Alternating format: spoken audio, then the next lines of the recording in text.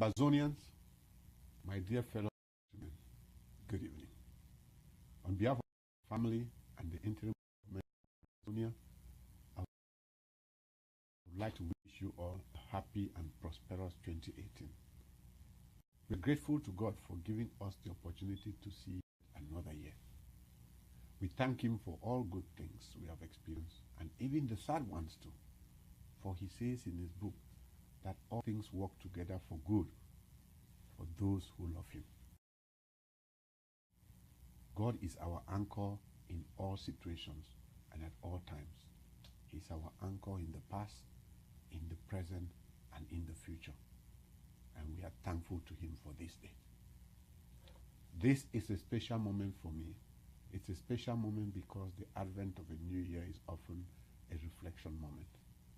We look back to the past year and we look forward to the new one.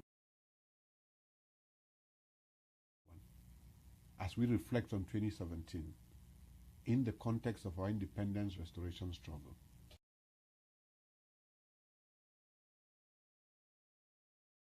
it is important to address a number of key questions. How we got here in the first place, what the interim government is doing to actualize the independence of Amazonia, what goals do we have, what goals have we achieved, what challenges do we face, and what is the way forward. We're looking forward to 2018. In this context, I would like to make use of the opportunity to address our ongoing direct action to fully actualize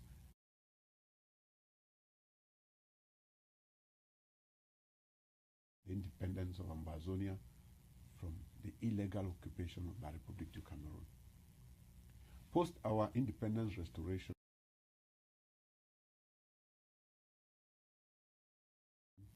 declaration, you called for the formation of an interim government to coerce and to channel our efforts aimed at running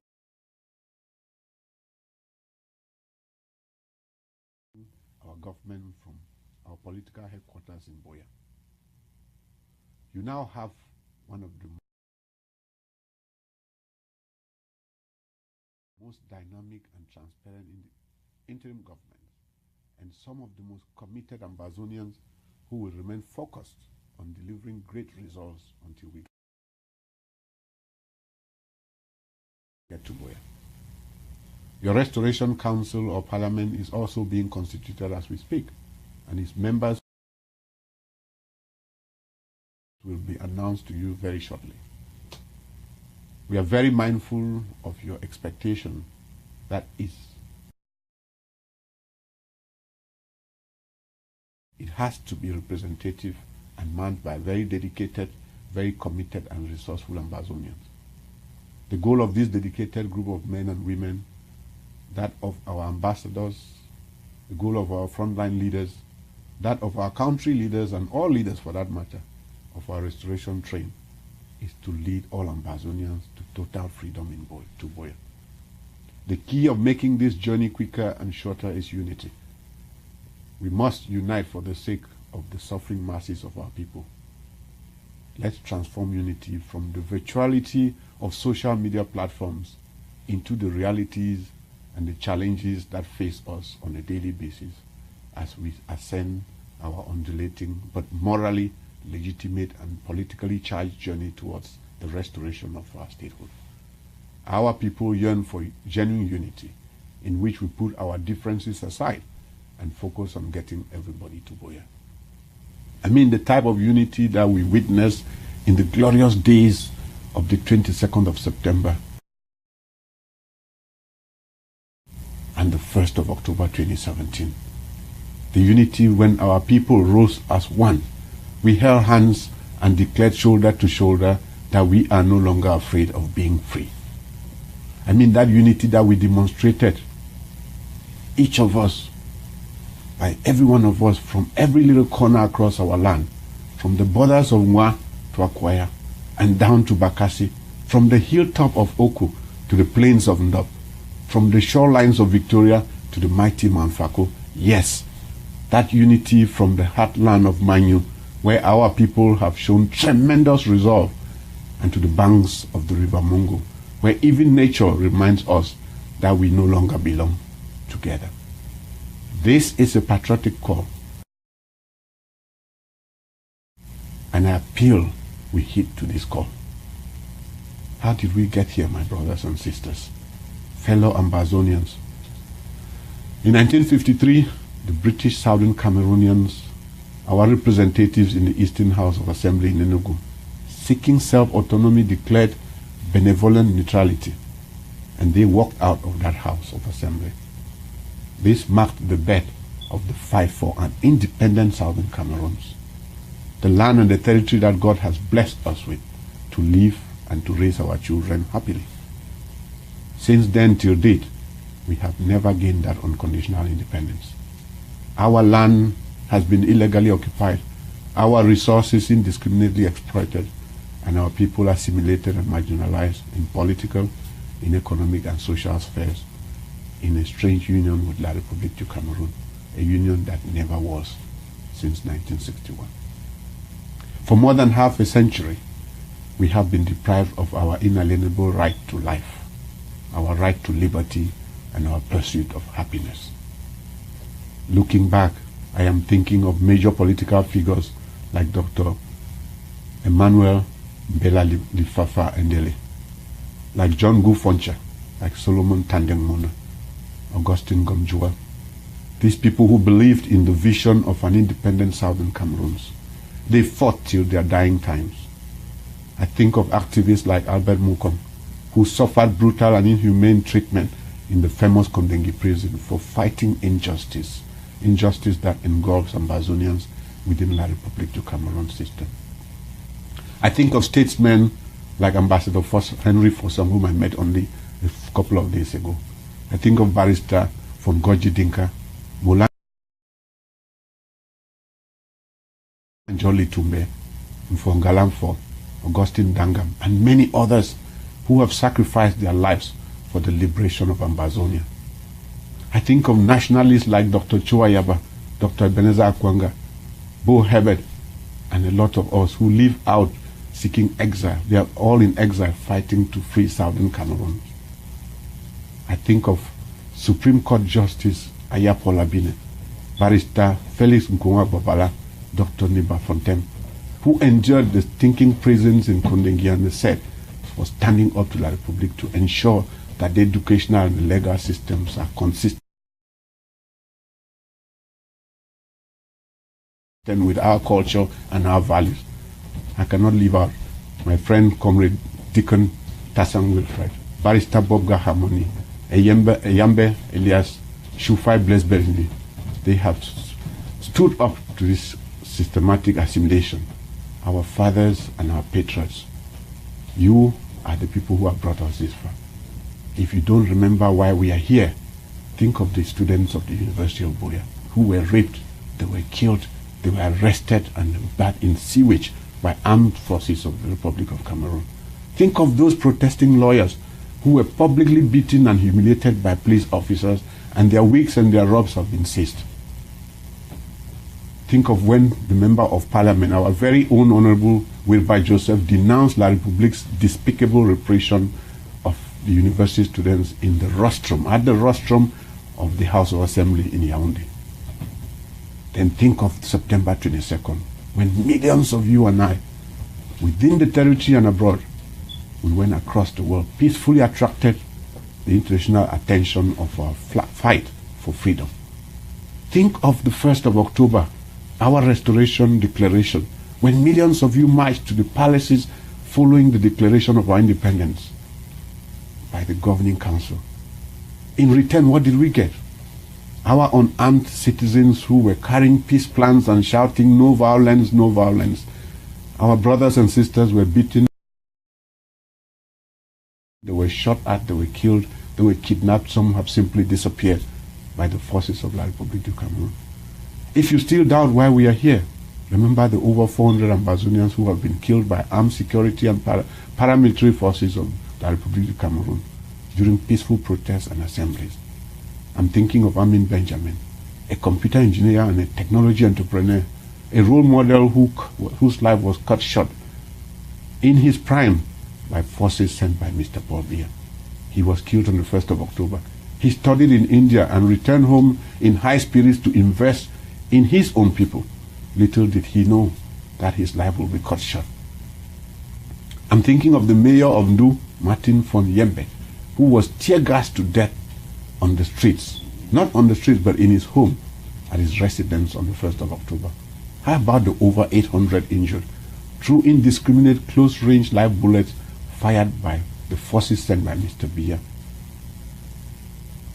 During peaceful demonstrations, how people have been killed. I'm thinking of the 93-year-old grandmother, Mrs. Sarah Afan Imekona, who now lives with a fractured head after armed soldiers broke into her home, tortured her, and hit her forehead with the barrel of a gun.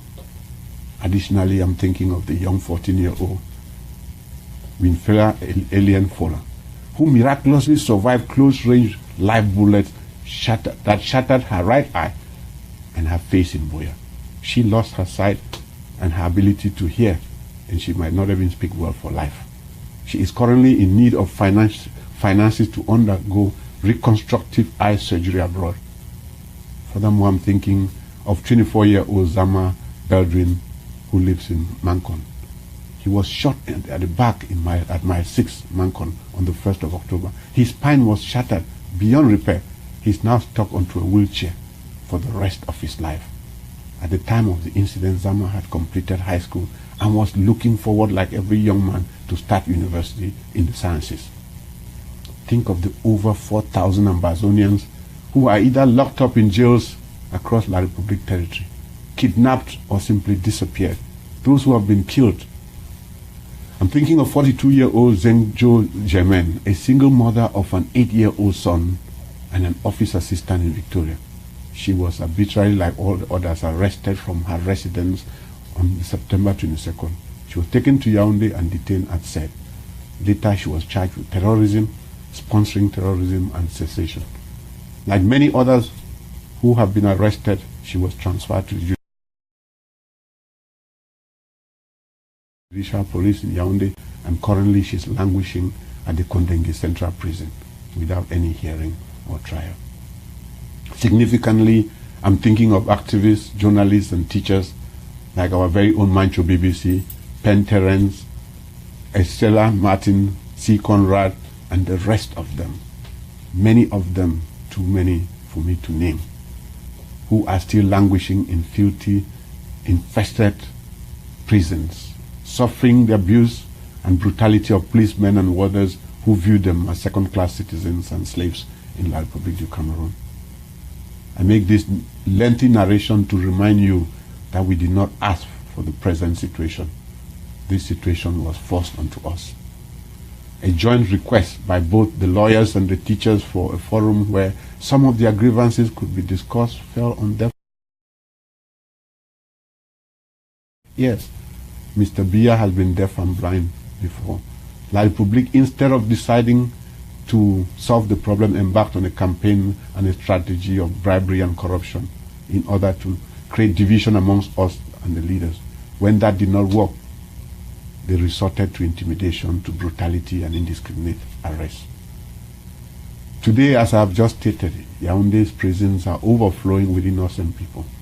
Innocent people who have been denied justice, and their only crime is that they are Ambazonians. It is a similar situation in the prisons in Buea, where we learned only last week that close to 500 of our brothers and sisters detained there have been poisoned through the food offered to them. Bamenda, Bafoussam, and Douala prisons are no different. They are also full to capacity. They are full with countless others of our brothers and sisters that La Republique has put in prison, killed, and some of our brothers have been buried in mass graves, graves still unknown. We're talking about over 40,000 refugees in Nigeria. At this time, I would like to use this opportunity to extend our heartfelt gratitude to His Excellency President Muhammadu Buhari of the Federal Republic of Nigeria. I would like to thank the governors of the Cross River State, Akwa Ibom State, Benue State, and Taraba. Of course, I want to thank the good people of Nigeria who have opened their doors to host all our people. May God bless them, and may God bless Nigeria richly. To the family members of the dead, those are brothers injured, missing, and simply kidnapped, we want to say our thoughts and our prayers are with you and your families. We also want to convey the grief and the sadness and the anger that we feel. My brothers and sisters, fellow Ambazonians, let me be clear. Let me be clear why direct action is our only way forward now. In any fight for freedom, there are four broad phases: collection of the facts to determine the justness of the cause, self-purification, and direct action. We have gone through all of these steps in La République du Cameroon. It is an established fact that we have been assimilated and marginalized in our educational, in our legal system, in our culture, and our shared values. And this has been done since 1961 by the government of La République du Cameroon. Reputable organizations, including the International Crisis Group and Amnesty International, have testified to this. They've confirmed these facts. Our Catholic and Protestant churches in Ambazonia territory, with over 80% fellowship across the nation, have documented these injustices and have offered practical recommendations to Mr. Biya and his government. The government of the United States of America, the United Kingdom, and France have condemned significant violations of the rights of Ambazonians by Mr. Biya's forces. They've urged both parties to resort to dialogue. The African Union and the United Nations, the Commonwealth of Nations, they have all noted the same. On the basis of these conditions, the Ambazonian leadership sought to negotiate with La République for a peaceful separation and a peaceful neighborly coexistence. As a first step, we took and pledged to call off a sit-in strike from schools throughout the territory on the 8th of January 2018. Yet, over 1 year since we started ghost towns and civil disobedience and peaceful protests, Mr. Biya has deliberately refused to even recognize our quest for autonomy, to acknowledge the problem, and he has failed morally to sympathize with the families of the innocent Ambazonians that his people have killed, they have injured, and those who are simply missing in action. Mr. Biya rather labeled us secessionists and got his spokesperson to call us terrorists and promised to shoot and kill all of us. To exacerbate this crisis, Mr. Biya declared war on over 8 million of our people on November 30th on our territory. My brothers and sisters, my fellow Ambazonians, it is now clear to all of us and to the international community that Mr. Biya and his country, La République du Cameroon and Ambazonia, are two separate people with defined internationally recognized territories. We have different justice systems, educational systems, and our social norms are totally different. These are hard and facts, and why we have an irreversible path to complete independence. Should Mr. Biya consistently refuse to engage in good faith negotiations, any separation through military confrontation will only end up in the kind of tense neighborliness that exists between Israel and Palestine. By waging war on us, Mr. Biya thought it was going to be easy, and he was going to break our backs and end our resolve and our fortitude to pursue our inalienable right to freedom and self-determination. Our youths have demonstrated the highest level of resilience and courage in the face of barbarism, in the face of an immeasurable level of adversity. The resistance effort demonstrated by our young men and women have taken Mr. Biya and his team by surprise. And his regime is truly embarrassed. I feel very privileged and proud that we are blessed with such youthful exuberance in Ambazonia. We have youths that would choose rather to die than live another day with a corrupt and oppressive regime like that of Mr. Biya. While we condemn violence, especially by Mr. Biya's team, this interim government stands with our youths and supports them of their right to self-defense. This is a universal human right protected under the charters of the United Nations. The forces of occupation in our territory, especially those deployed in Mamfe and the rest of Manu, are suddenly realizing that no matter how equipped and how trained an army can be, it cannot break the will of a people who have been incessantly deprived of human dignity and freedom for 56 years. Because of the bravery of our young men and women in resisting the foreign occupation of Mr. Biya, we are now hearing that mothers of soldiers sent to fight in Mamfe by La République du Cameroon are crying out loud. They are asking their children to defect from La République's army and not have to die fighting a senseless war against a peaceful people of Ambazonia. The other day we read Le Messager newspaper actually reporting that almost 700 armies of La République du Cameroon deployed to fight in this senseless war in Mamfe have defected from the army. They don't want to die fighting a meaningless war. If Francophones are defecting and refusing to fight, how much more do we expect of our own Ambazonian brothers and sisters who are still serving in that army? We would want you to go to war. Who would want you to go to war against your own brothers and sisters? My appeal to you is to come back home. Join us and let's fight a more worthy and dignified cause. Now, what is the vision of the interim government? Now, let me talk to you about our vision, direct action to independence. Our goal is to achieve recognition of Ambazonia as an independent, a democratic, sovereign state in the international community of nations. The interim government is working concurrently on 8 basic steps to restore full independence of Ambazonia. Number 1, we are a demonstrated cultural group.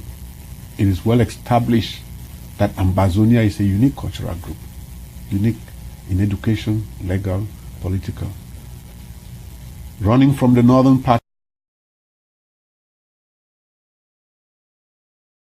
to the southern region with 14 counties, Bakassi, Boyo, Bui, Donga Mantu, Fako, Kupe Maninguba, Lebialem, Manyu, Meme, Menchum, Mezam, Momo, Ndian, and Goketunja. Secondly, a history of institutional assimilation, annihilation, and marginalization by La République.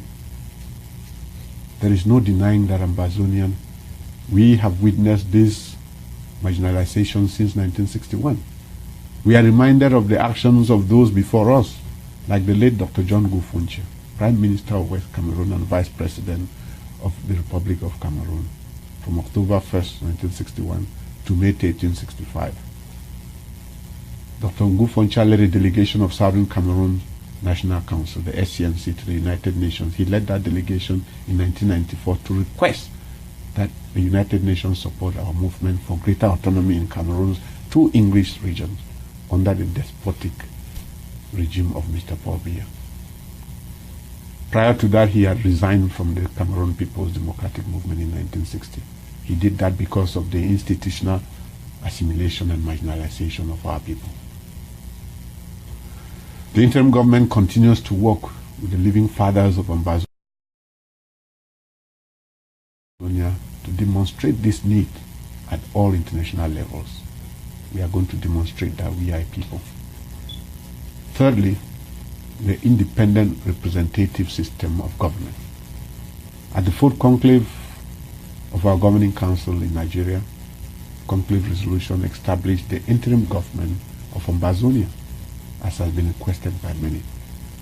We established strategic departments, and your humble servant, myself, Sisiku Ayuk Tabe, I assumed the position of the first president. As required, I have formed a cabinet, and each secretary of department is working tirelessly and hard to develop and produce guidelines and map out strategies on how to operate and manage sectors under the department. It is on this basis that our territory is named the Federal Republic of Ambazonia. Although in the UN records, in the governments, it is recognized as the British Southern Cameroons. Fourthly, economic means and stability. According to the report of August 2017 by the International Crisis Group, at the time of the independence referendum in 1961, the United Kingdom and some developing countries were against our full independence on the grounds that we would not be economically viable and that it was best to avoid the creation of microstates. That argument has since been proven wrong. The interim government is now preparing guidelines and developing rules and mapping operational strategies to demonstrate that Ambazonia has the economic means and stability to establish and protect our new state. These documents will further show that the economic means will not bankrupt La République du Cameroon upon our full independence. We are going to be a steady and stable economy. The fifth is that we have no other option. Independence is an inalienable right. The interim government is working very vigorously and hard with stakeholders to demonstrate that there is no other better option for us than independence. The International Crisis Group report affirms this Ambazonian right to independence. Although France and the United Kingdom treated Cameroon as a colony, it was legally, in fact, an administered territory. Article 22 of the League of Nations Covenant of the 28th of January 1919 states that the international mandate statutes apply to colonies and territories, that as a consequence of the war, that mandate had ceased to be under the sovereignty of the states which formerly governed them, and that are inhabited by peoples not yet able to stand by themselves. The regime of trusteeship introduced in 1945 by the newly created United Nations granted more rights to former colonies and territories and was consistent with the United Nations' wish to gradually end colonization. The sixth point is our cultural groups. Our social groups are made of traditional rulers and the various cultural groups at home and in the diaspora. The interim government is working to engage them to document wide support for Ambazonia. This is often demonstrated through a referendum, just like our ancestors and parents voted in the referendum in 1961 to join La République. We are ready to go to a referendum now because we know over 95% of us will vote to have our own nation. The seventh is support from nations and international community. This has been the major diplomatic offensive of the former governing council and continues to be the major task of the interim government. A comfortable support is said to be established when a government officially recognizes Ambazonia as a state and offers to host an embassy of Ambazonia. And on behalf of the people of Ambazonia, I would like to thank our German Prime Minister Anne Gekreich, member of the Parliament of the Free Voters Party in Germany, who has taken our case to the European Parliament. It is being discussed there, and we are hopeful that the people of Europe, the European Parliament, will call Mr. Biya to order. After Ambazonia is recognized by national governments that host our embassies and our referendum is endorsed by the African Union and the United Nations, then we would have achieved recognition of Ambazonia as an independent, democratic, sovereign state in the international community of nations. This vision underpins all our conversations and our direct actions.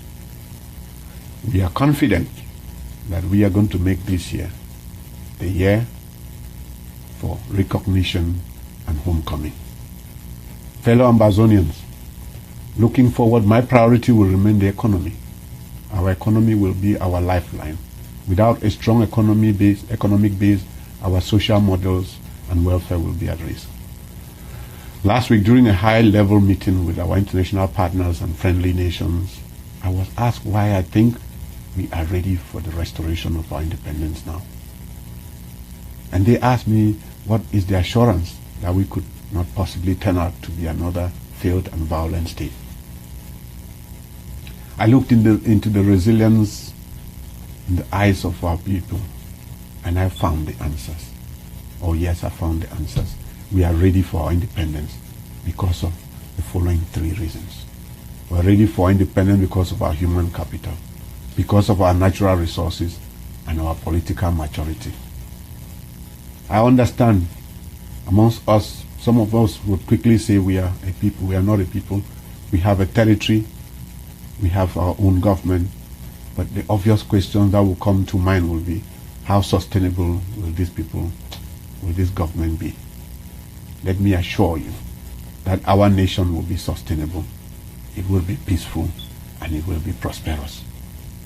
The people of Southern Cameroon have one of the most educated population anywhere in the world. And I can state without fear that we can easily find a person with a college or high school education in almost every family, in every home in Southern Cameroon, in Ambazonia. The opportunities presented by our abundant natural resources are endless, from our fertile agricultural lands,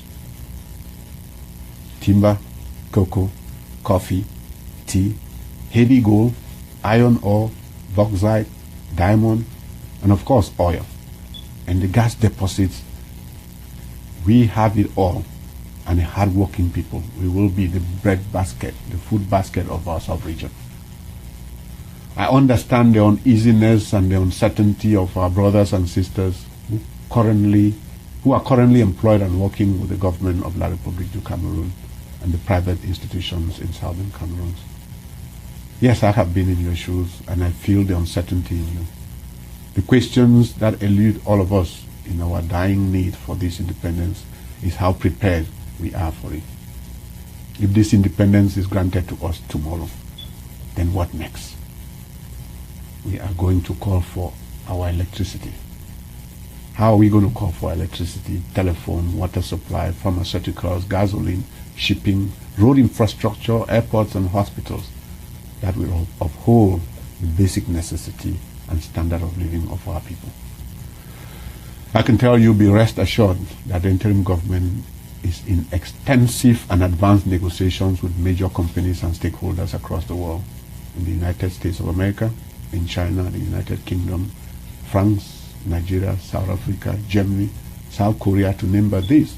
And they are ready to step in and offer their products and services to the people of Southern Cameroon. Be rest assured that there is a lot of work being done in the background, away from the noise and the frenzy of social media.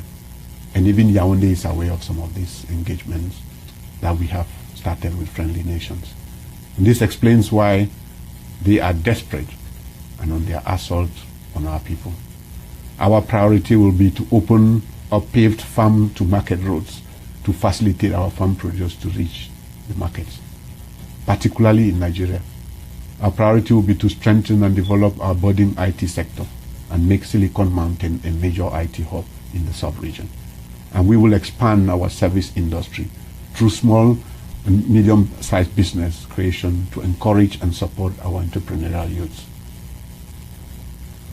That brings me to one of the most talked about questions, the question of school resumption. Permit me to shift attention to a lingering school resumption question. Many people are asking whether schools will resume on January the 8th, as we had previously announced. You will recall that in that announcement, we listed conditions under which schools will resume. The conditions included La République du Cameroon's army withdrawing completely from our streets.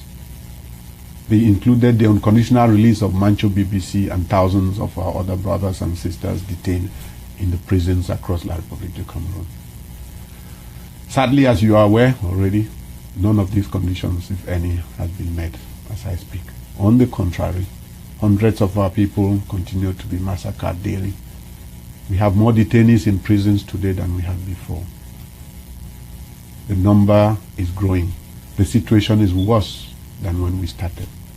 If we factor what is happening in Manyu into the picture, it gets even gloomier.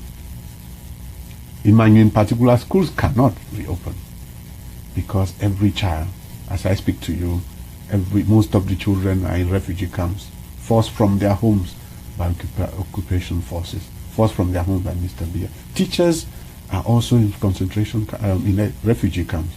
How can schools start in Manyu? How can schools start anywhere for that matter?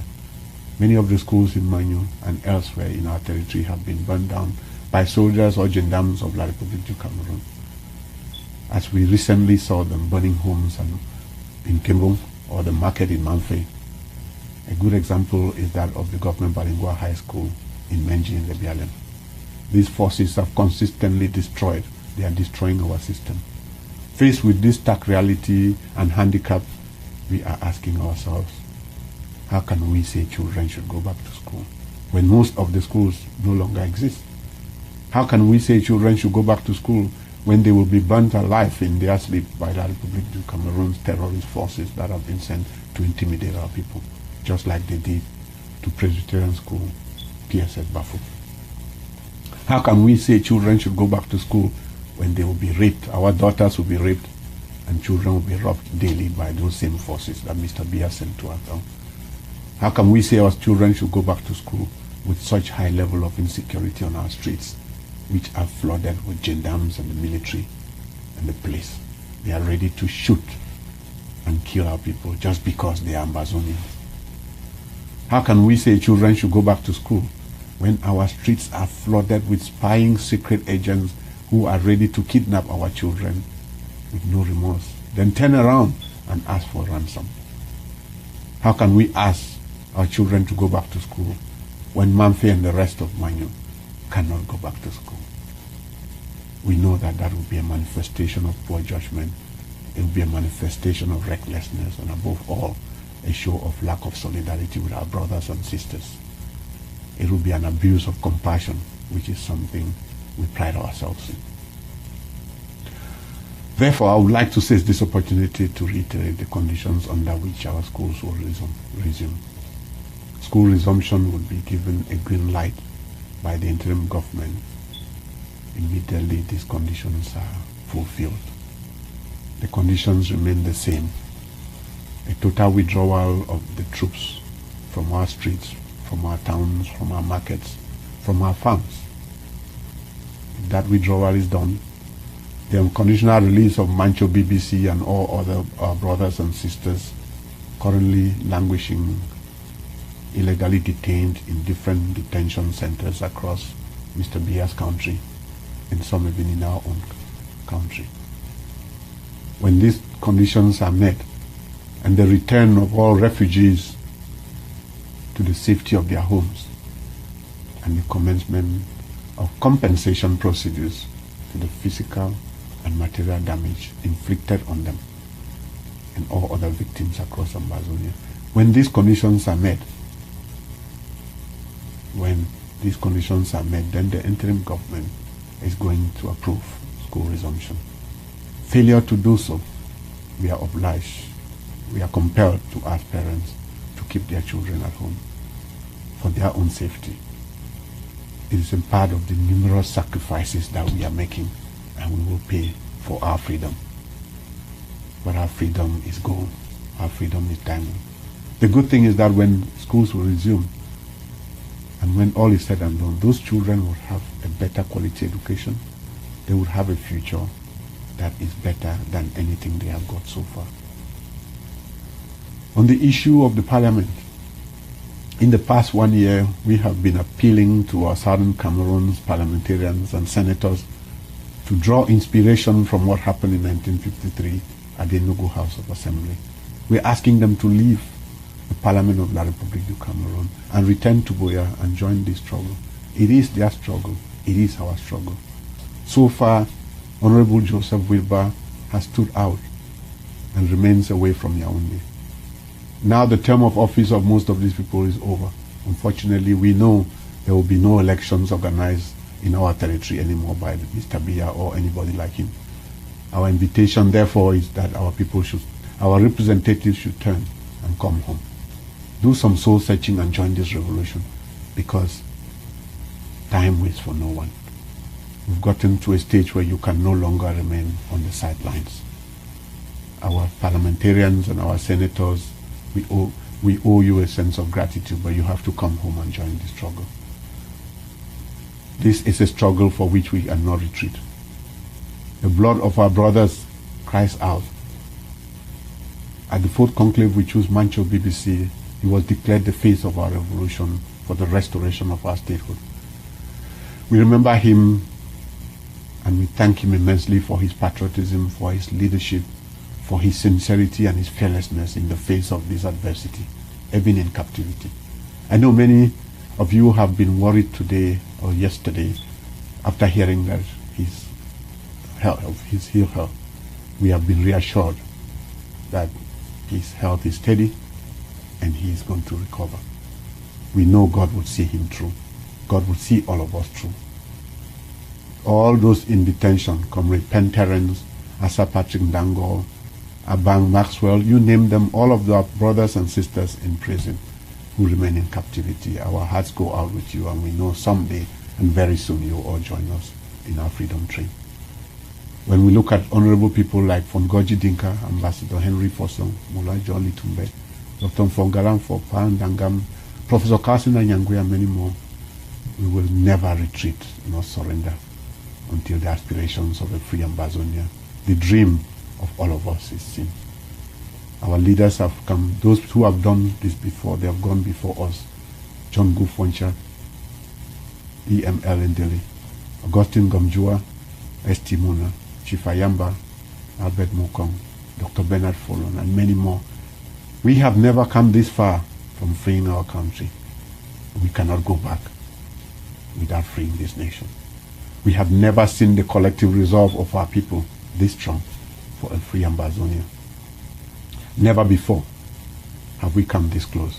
Nobody ever imagined that we as a people across all ages, across groups, teachers and lawyers, taxi drivers and Okada riders, professionals and Bayam Selam, farmers and all our people serving in the public security forces, traders and the unemployed and the youth, nurses and doctors. We have never come this close before. We will come together. We have come together, and this resolve will not change. Let us continue to withstand all forms of brutality and remain resilient till we have our own country back.